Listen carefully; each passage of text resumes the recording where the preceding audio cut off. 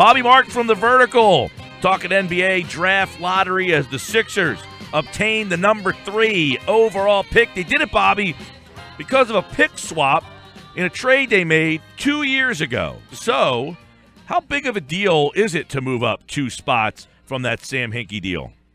Well, I think especially in this year's draft, I mean, you've got we know about Markelle Fultz and we've heard about Lonzo Ball. But you're looking at, a difference between 1 or 2 spots. And if it's, Josh Jackson or Jason Tatum or one of the Kentucky guards, I mean, I think it is significant, and you didn't really have to, you didn't have to sacrifice anything to really do so. And the fruits of that trade is going to be in 2019 when you get that Kings unprotected pick there. You're Philadelphia. You got the 3rd pick now. You obviously have a plethora of talent. Is there a fit that jumps off the page at you right away, Bobby? I mean, you've helped build teams. You helped build those Nets teams that went to a couple finals as the assistant GM there. So I'm sure as soon as you guys lock into a spot, you get into a little room and start going over things. What is the Sixers front office going over right now? Well, I think you're looking at the wings here. I mean, if you're looking at those are always a premium. Teams always want wings. If you look at when it gets closer to the trade deadline, that is always something on a wish list, especially how, the style of play is these days where we've kind of get away from positions here. But so I think if you're looking at where the Sixers are at 3, you got Jackson, who is a traditional wing. Tatum is a little bit more of a he can play some 4 for you. I think the concern with him is, can he guard those threes? And that would be my question about him. But I'm sure Philadelphia they'll bring in a bunch of guys here, for that. They got a bunch in the second round too, and I wouldn't be surprised if they're active with that 3rd pick. I think Brian has already mentioned that he'll look at all different options. Can you maybe move back in the draft? Maybe get that Sacramento pick at 5, and maybe get number 10 too. I mean, maybe you get 2 picks in the top 10 here. Yeah, that's interesting. I heard you say that, we played that clip earlier from the Vertical podcast with Mannix and Woj the other day, and you kind of threw that out there. You think it's as easy as just flip-flop? I mean, is there other players that would have to be involved, or is that, in the NFL they have the points charts. Do those points add up for you if you're Sacramento to say, yeah, we'll move up 2 spots for an extra pick? Well, I think it depends on if Sacramento feels like that whoever that player is that they have an eye on at 5. If it's De'Aaron Fox, if there's no chance that he'll be picked in the top 4 here, and if they have a good feeling about that he'll be there at 5, then there's no need to move up 2 spots there. But if they're looking to maybe get a different player there, that's certainly a possibility. I think it all depends on when you get it. Usually stuff like that happens the night of the draft, and you have options A, B, C, and D, and it's contingent on who's still available on the board there. Bobby Marks from The Vertical was the assistant general manager with the Nets back in their Eastern Conference championship years. Bobby, you look at they have $40 million. Any free agents intrigue this situation in Philadelphia right now? They're in an interesting spot, I think. They haven't been in the playoffs, obviously. They've gone through this whole process, but they jumped 18 wins without Ben Simmons and really 31 games of Joel Embiid. Are they ready to take another big jump, and do free agents find that to be appealing? Well, and that's the big thing. I mean, having cap space is nice, but when you use it and you make a wrong decision, you're not getting that money back or that flexibility that you once had. And where they've, as far as built this thing the last 4 years here, I would be careful with how they spend their money here. I've heard the names come out. I've heard Kyle Lowry. I would not entertain offers for Kyle Lowry. I'm sorry. I would not pay him $35 million or 4 years, $150 million. To be your point guard, a guy who's 32 years old and whose minutes have really crept up the last couple of years, and I think is kind of on the back end of his career. I think he still has a couple good years, but I think years 3 and 4 would certainly hurt you, and especially if your mindset is that you want to experiment with Ben Simmons at the point guard, you will get Jared Bayless back healthy there. I don't see that as a need there. I think if you're looking at a guard, I mean, I mentioned it before. I think Patty Mills would be perfect there. I mean, I really do. If Bayless isn't what you're planning with, or if you want to play those two possibly together, I think you can probably get him for about a third of what Lowry will probably cost. You think Ben Simmons can handle playing the point in the NBA? I mean, how do you view that right now? So many people are kind of both sides of the coin on that. He's 6'10". Obviously, he's got the instincts. You can see he sees over everything. But do you think he can play night in and night out running the one? I think he can. I think from a defensive standpoint, I think he'd have a trouble there, and I don't think Brett Brown would ask him to guard points there. I think you'd have to kind of put him on a 2 or 3 and figure it out there. I think that's where we'd have trouble. The sample that I saw at LSU, having watched him at the Nike Hoop Summit in Portland a couple of years ago, I've got pretty good confidence. I know the year off will hurt, certainly, in getting NBA game experience, which he doesn't have. But I have a good comfort level with him that he can run the point if the ball's in his hands there. Bobby Marks from the Vertical podcast joins us here talking a little bit about the Sixers at number 3. Is it cut and dry that Ball and Fultz are gone for you? I don't think, no, it isn't. And just talking with people that are close to the Celtics and agents that have picks in the top, 4 or 5, I know it might be posturing right now, but Boston is going to bring in a bunch of guys to work out here, besides Fultz.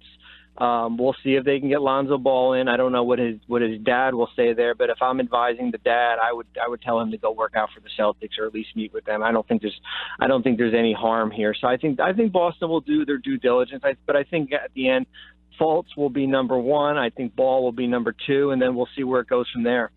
Hey, real quick on that situation. You've been in a front office. I guess so many of us feel these guys are pros. We never take the parents into consideration. Have you ever had that situation? I mean, it sounds like a high school, so-and-so's parents is a real jerk. That's a high school coach deals with that. Is that something that you've ever had to deal with?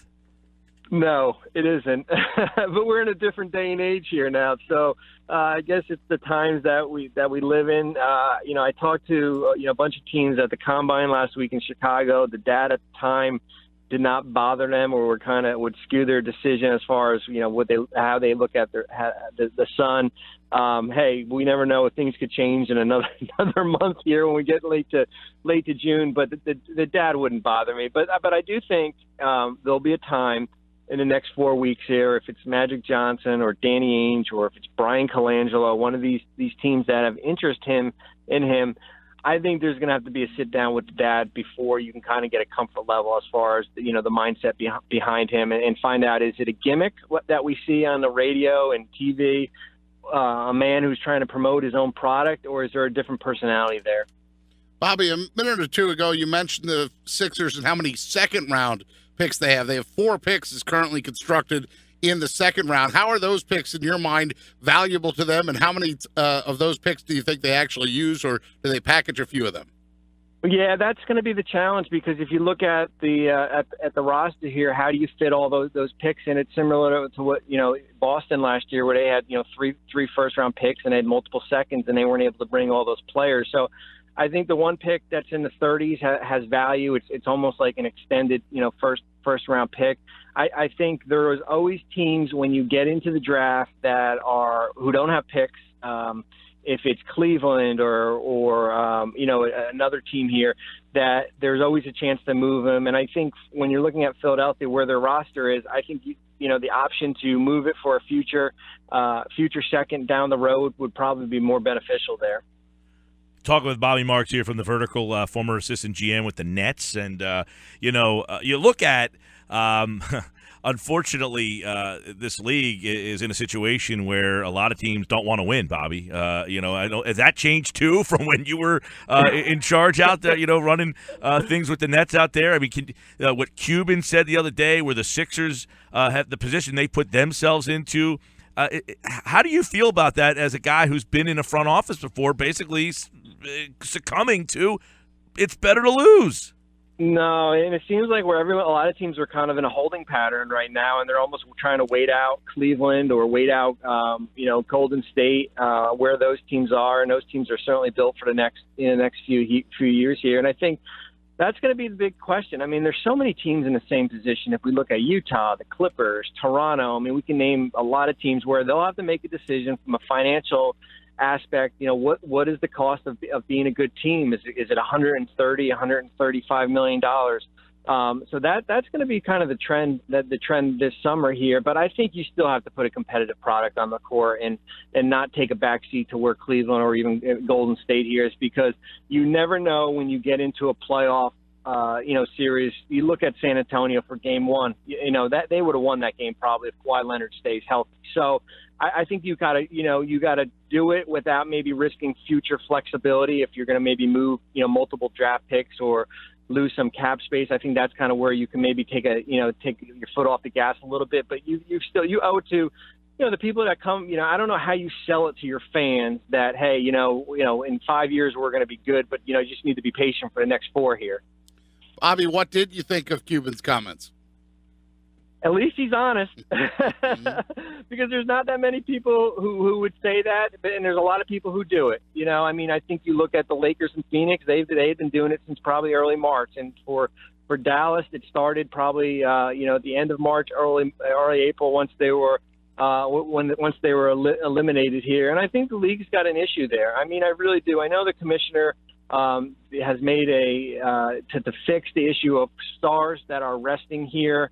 On teams that are playoffs priority one, but I really do think that the issue of resting your own players, teams that have been eliminated for the sake of getting a better lottery position, needs to be addressed either in the offseason or in the future. Would you call, Bobby, what Sam Hinkie did here a success? How do you think that will ultimately be judged? Well, I think we're still in a wait and see mode. I really do. I think a lot of it will depend on the health of Ben Simmons and Joel Embiid, both players is staying healthy. I think where the picks turn out to be, that Laker pick here and that Kings pick and that you have. So I think the jury's still out. I don't think you can give kind of Sam a grade, because the product is still kind of, I guess, in that developmental stage. Bobby Marks from The Vertical here. So, it's such a fascinating thing. Chris Mannix was on with us yesterday, and he kind of passionately was asking how teams have not called Sam. Do you think that other teams, knowing the landscape, as you said, teams are in a holding pattern, do you think Sam gets a call and gets a job because they're in a holding pattern and say, hey, guess what? We like what's going on here. Do you see Sam getting another chance sooner than later? I think in the future, I don't see in the present right now, and I think I look at it twofold. There's not that many jobs that are open here. There's none besides Atlanta and Orlando here, and I don't know if that's the right fit for him down there. So I think and I've said this all along. I would certainly, if I'm a owner of a team and I did have an opening, I would want to have a conversation with Sam and basically try to figure out what he learned from his years in Philadelphia and what he would do differently in here. And hopefully there would be some, where he would say, it wouldn't be all positive, and that he learned a lot, and maybe there were certain things that could change. And I think that's kind of how you get the ball going with him right now. Hey, Bobby, as a guy who has been in front offices, to see these new CBA rules with George and Hayward, are you a happy front office guy, or seeing that those guys, the contracts really changed for those guys because they didn't make those all NBA teams? Do you like that rule? I don't, and I know a lot of teams don't. I think I know the intent is to reward players that are all NBA, and it's a retention. Now we're focused on the retention basically based on the Durant decision last year, but it puts teams in a bind here. It really does. You look at the Indiana situation now. Now you certainly lose some leverage when it comes to Paul George. Even in the situation with Washington with John Wall, who now can get an extension for 4 years, $168 million.